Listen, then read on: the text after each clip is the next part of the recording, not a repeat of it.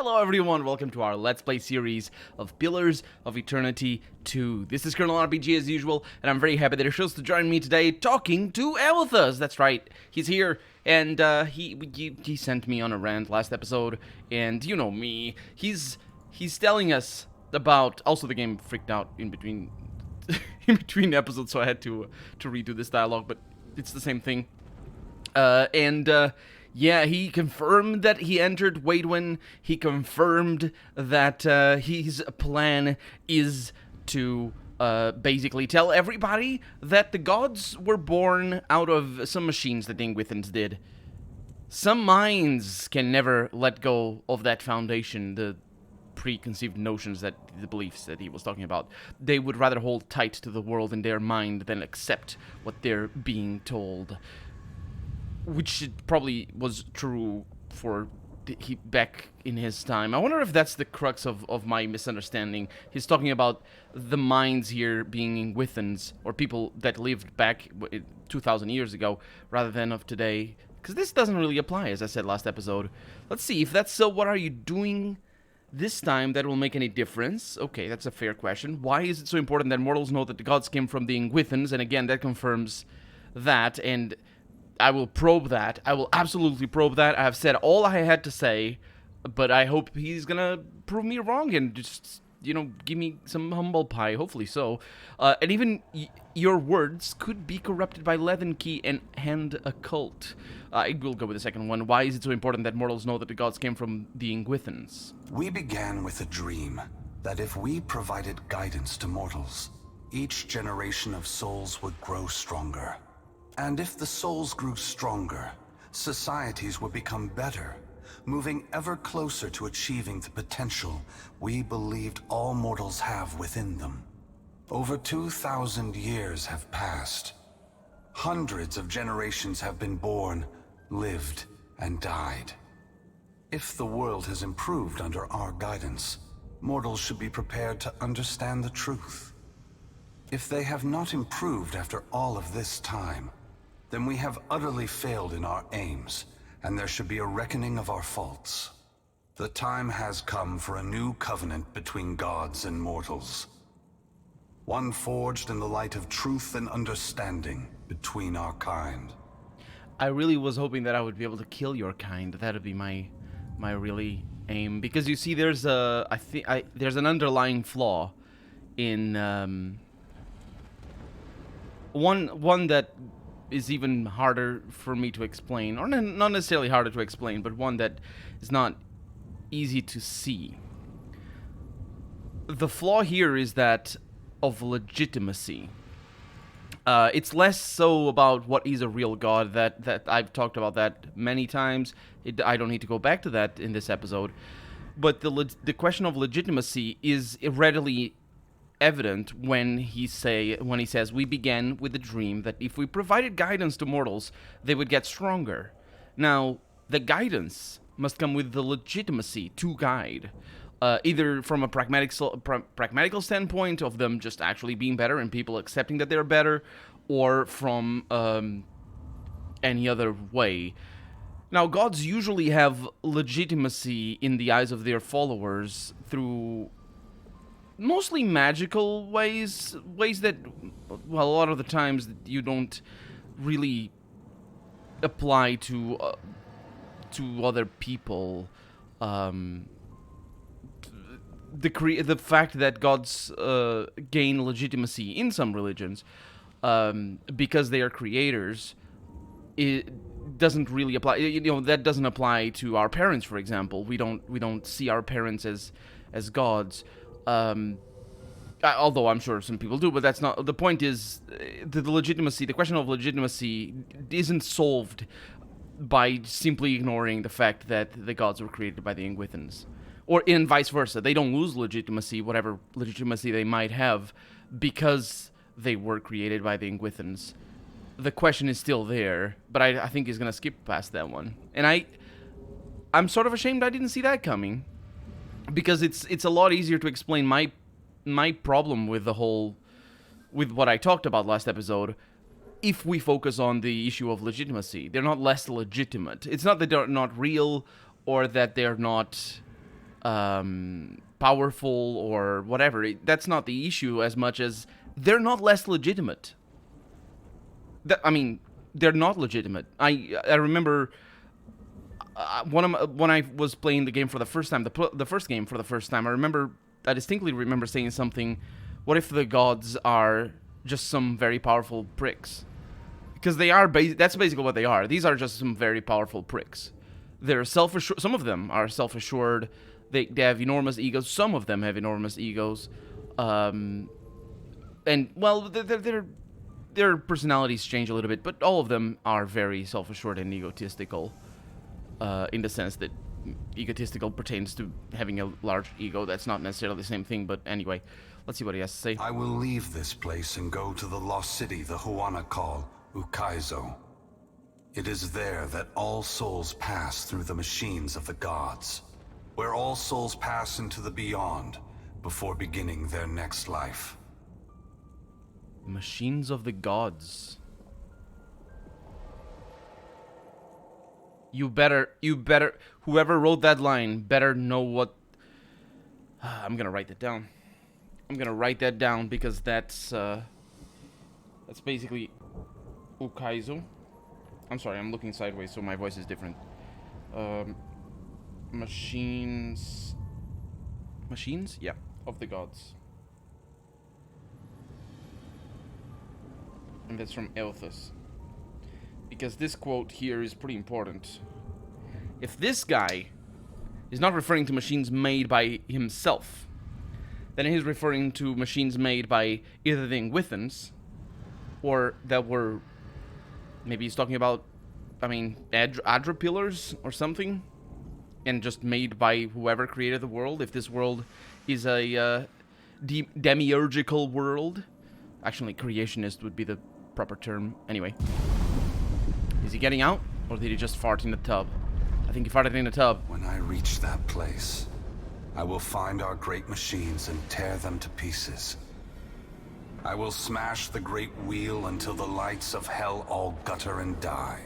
Oh, wait, okay, so he explained his line. I thought he was gonna end the dialogue, but... Yeah, machines of the gods. Their own machines. Why would you break them? We learned in this game that you guys made the process of, specifically Barath. Barath is the Reaper of Souls, where he's related to the process of getting the souls to reincarnate. And they made the process better. So if it's not even them that are taking care of it, if it's the machines, you're even more of a jerk. And when my work is done, I will leave this world forever. More destruction. You're tearing the whole world apart because you can't make peace among yourselves. That's what I was gonna say. Adair, there will never be peace among mortals, so long as they are unwittingly manipulated by the gods.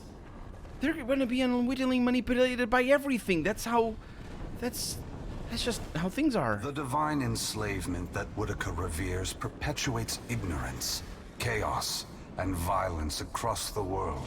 Also, that wasn't Adair's point. He said, among yourselves. And that is a very good point, is among the gods. I only wish to destroy the darkness that surrounds the gods, that you may better see us for what we are. I hope Micron explodes 2 volcanoes on you for good measure. To destroy the darkness that surrounds the gods. What? Both gods and mortals alike rely on the wheel. We depend on it for the souls that give us power. Mortals depend on it for the lives of future generations. Breaking it will force all of us to face the truth. We will fail together or move forward together. Either ending is preferable to the cycle we still find ourselves in. He's a lunatic. Go on, wait! Before it's too late, you gotta take the souls I harvested for you. The priestess thrusts her light pulsing lantern outward, as if waiting for Aethys to take it from her. They are not for me to take. Shodi, you are their guardian now. You are their protector. You have taken responsibility for them, and only you can decide their fate. Once again, The gods have put you in a precarious position, Watcher. Considering all the troubles I have put you through, the least I can do is protect you from the wrath Magrin has intended for me. I didn't ask you for help, and I don't want it. Then I will save you in spite of yourself. Brace yourself, Watcher. Guys and gals, we are literally being touched by the hand of God right now. Despite herself, Shodi squeals. Trembling, she sways on her feet as if she might faint. Hey, Aethys. We're not done here. You and I, we're not finished. Don't think you can just move me aside like all the rest. Maybe you can't be stopped. But on behalf of everyone you've trampled, betrayed, and ignored, I'll be coming to see you again. Adair spits. In the surging heat, it never reaches the ground. Perhaps we will meet again, Adair. Until then, take care of the Watcher. Aethys's great hand floats away from the luminous Audra pillar. As it pulls back, for a brief moment you see a golden tether flash into existence between the pillar and the great Titan's back. When the Audra fingers gently cradle you, there is first a sensation of warmth, but it is followed by a harsh splitting of consciousness. Your awareness vacillates erratically between the physical world and the spiritual dimension of Aethys's body. Your soul glides amid the many trapped with Aethys. As your brilliant form passes by them, they call and reach out for help. Below Aethys's body, the volcano erupts. Molten rock rushes over the great Audra body, but does not slow its movement. Rathun rush to higher ground, but cannot outpace the lava, which overwhelms and consumes them as it rises. Your attention returns to the heart of Aethys's body. Deep within the whirling masses of souls, you again sense your own presence, the fragment that was taken from you. This time, you reach out to it as it reaches out to you. You meet somewhere in the great mass of Audra, the rest of the souls fading at the edge of your awareness. We are together again. Are you ready to be together again? Yeah. It's about time. Are you certain? Since we've parted, you've become someone else, and I have become myself. When we join, we won't be ourselves anymore. Your senses yank back to your body, still in Aethys's hand. There is light, sunlight. He has emerged from Ashen Maw, the rim of the volcano and the great keep of the Rathun collapsing behind him. The Audra is barely visible through the thick lava covering his body, and still, he moves. The ocean is gone, water sucked away, leaving only the bare seabed glistening in an ominous silence. You summon the strength to turn your head. Through the cracks in the great god's fingers, you see a wall of water, taller than Nekataka, taller than Aethys, as tall as the moon. It comes with the rumbling of a terrible stampede. The wave slams into Aethys. His hand closes, protecting you from the devastation. Somewhere in your mind, you hear Andra screaming. You are back inside him. Back with yourself. I just want to say that when I realized it wasn't on the first line, it was on the second line, my other half spoke to me with a narrator voice. Holy crap, that was awesome. Also, the question raised is interesting, and it's tricky. It's a very personal answer. I wouldn't be myself anymore, and they wouldn't be themselves anymore, because we'd be a different thing, a sum of parts and different consciousness and whatever. For me, I personally solved that in a very pragmatical way. We're not ourselves anymore every day that passes, because the person we were yesterday doesn't know the things we know today. But it doesn't work the same way if you look at it from the future backwards. I am today the person I was yesterday, in a way. I'm a little bit more, but I am still the person I was yesterday. It's just that I wouldn't be myself. They wouldn't be themselves. But the person, Penumbra, tomorrow, she would be ourselves. And that's how I see it anyway. And it also has a little bit to do with the way I've figured out my existential dread has been through selflessness, basically. And that's the only way that's, well, maybe not the only way, but that's the way I figured out my existential dread. And the fear of dying in a joining like this is warranted, for sure. I say dying from an identity standpoint, which that's what dying is, isn't it? But yeah, if you think of the person who's gonna be tomorrow, then, you know, it's a little bit easier. Are you still the same Watcher who returned the lost souls of the Deerwood to their intended bodies? A light shines within the soul as it observes you, waiting. I am.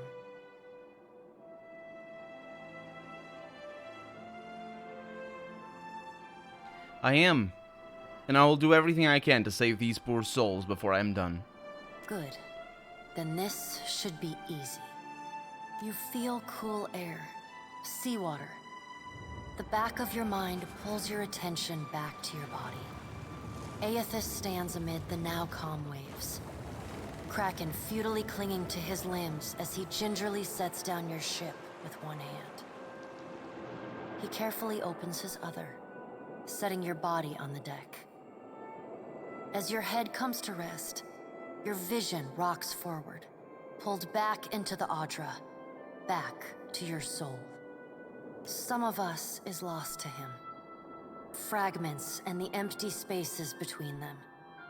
They will always be a part of him. But we are still us. And it's time for us to go. Together. Together. The soul rushes toward you, flying into you with ferocious speed. You are thrust back through the Audra, out of the palm of Aethys' hand, back into your body. You can feel the sensation of your skin, the warmth of the Audra, but you are not fully in control.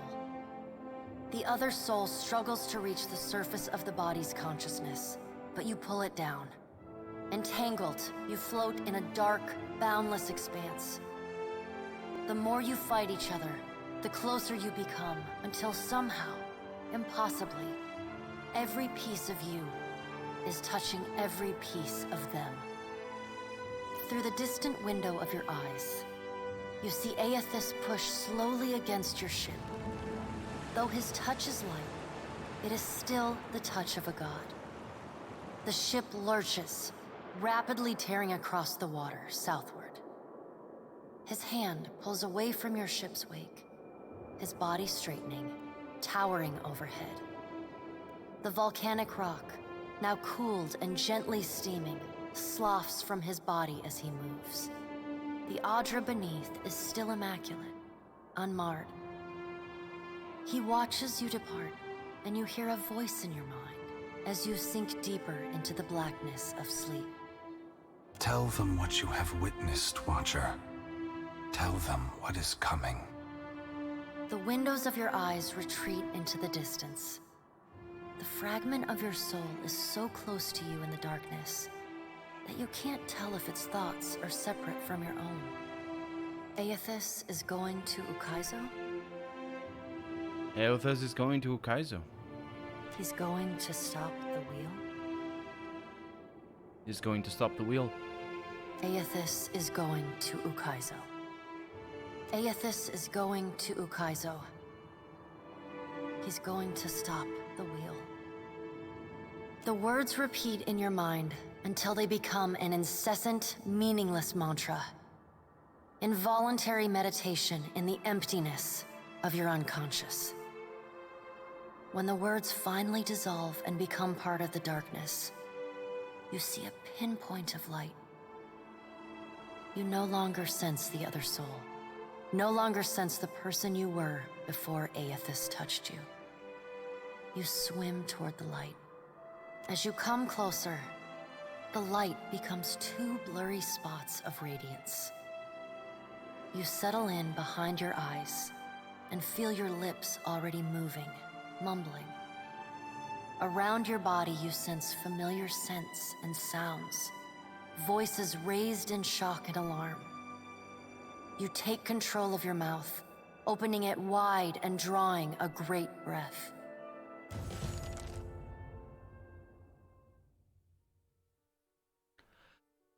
Holy crap. Holy crap. I got goosebumps all through that. What the? We're in Nekataka. This is the prince. This is, Aruihi. Either. It's one. Okay. A pounding headache drags you most of the way back to your senses. Your vision blurs and an acrid taste fills your parched mouth.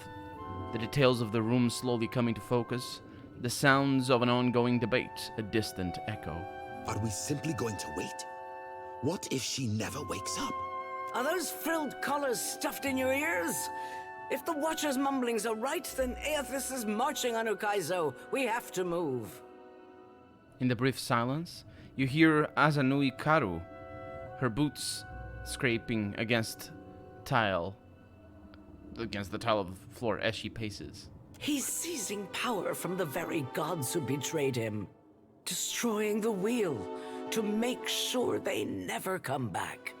She shakes her head and chuckles with grim appreciation.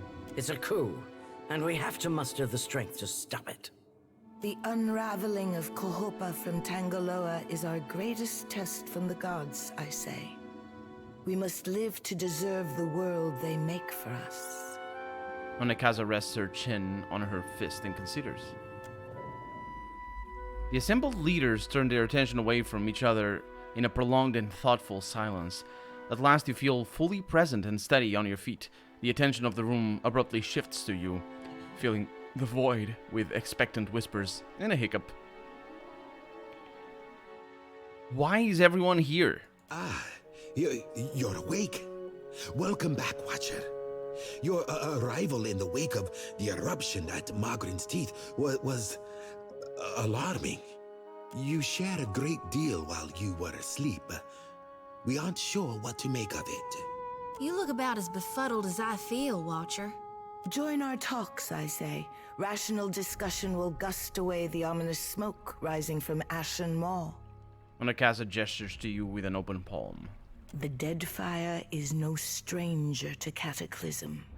We can survive by cleaving to a shared purpose, a greater good, Akira. She looks to each of the envoys in turn. For what else did the gods place us here?